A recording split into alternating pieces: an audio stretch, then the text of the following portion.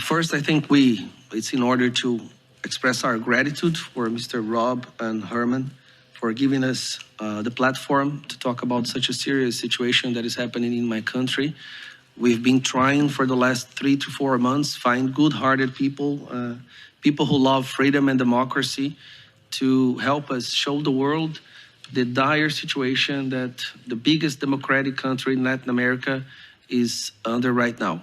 So I express here our gratitude, and I'm sure I speak on behalf of the vast majority of the Brazilian people who love freedom and love democracy, that we are forever in debt for this generous action. Before I start, I think I ask everyone who is here present today for a little exercise of imagination. I will describe certain characteristics of a country in Latin America, and I would indulge you to try to figure out what country am I talking about. This country, we have now the justice making the opposition ineligible, taking away their political rights.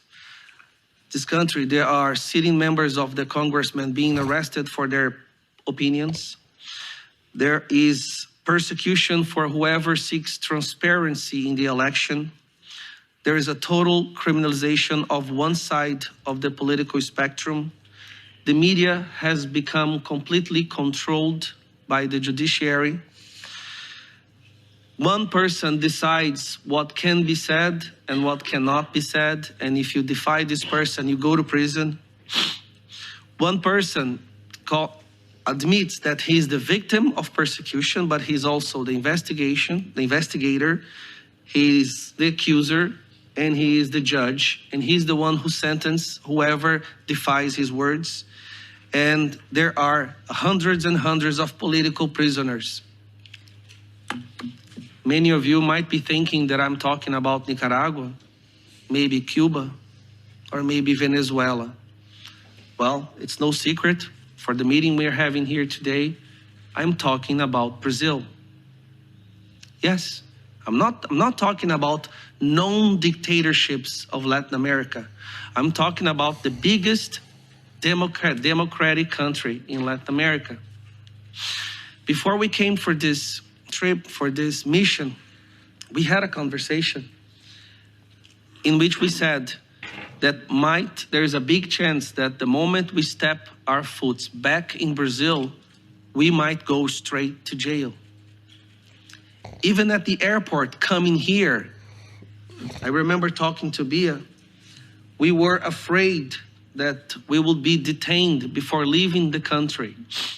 And the reason for that is because the same day that we were on the airport to come here, we had this scandal of Twitter Files Brazil.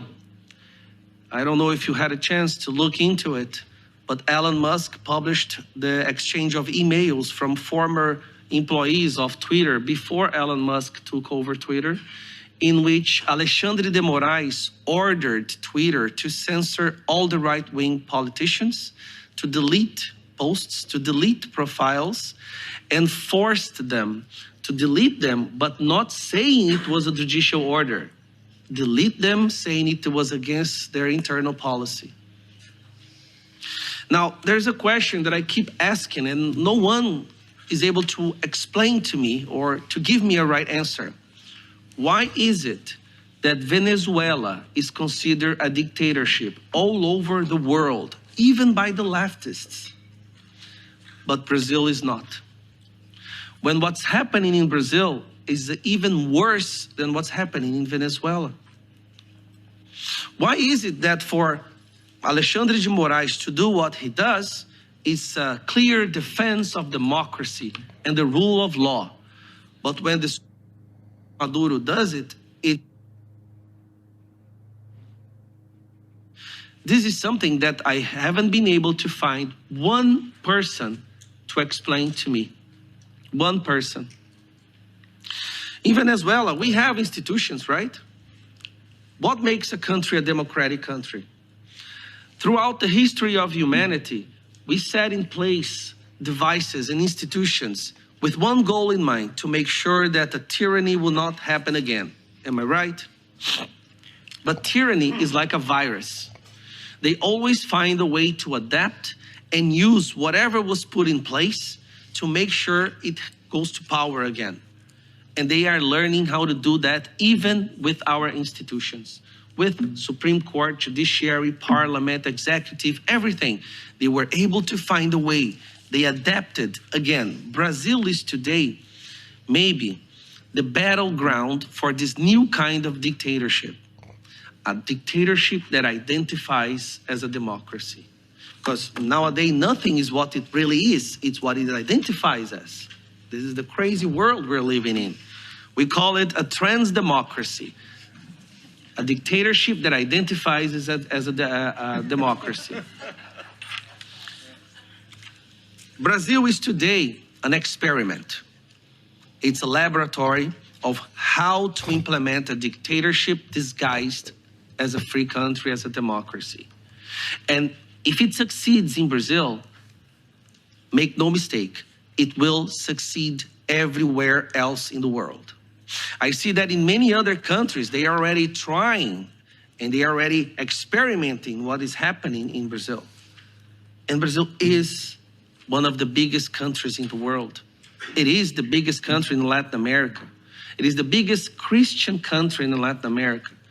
I cannot let my country, the country of my children, of our children, become a dictatorship without a fight. And I'm not afraid of being arrested anymore. I gave my life to God, honestly. And the same thing I say to my colleagues that are here today. Ricardo Salles, Polon, Júlia Zanata, Bia, Eduardo Bolsonaro. We know that just by being here, going back to Brazil will be a risk.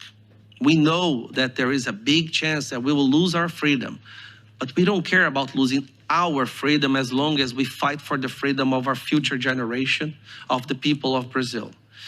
That's why I really want to thank you again, Mr. Rob Herman, for giving us a platform, for listening to what we have to say.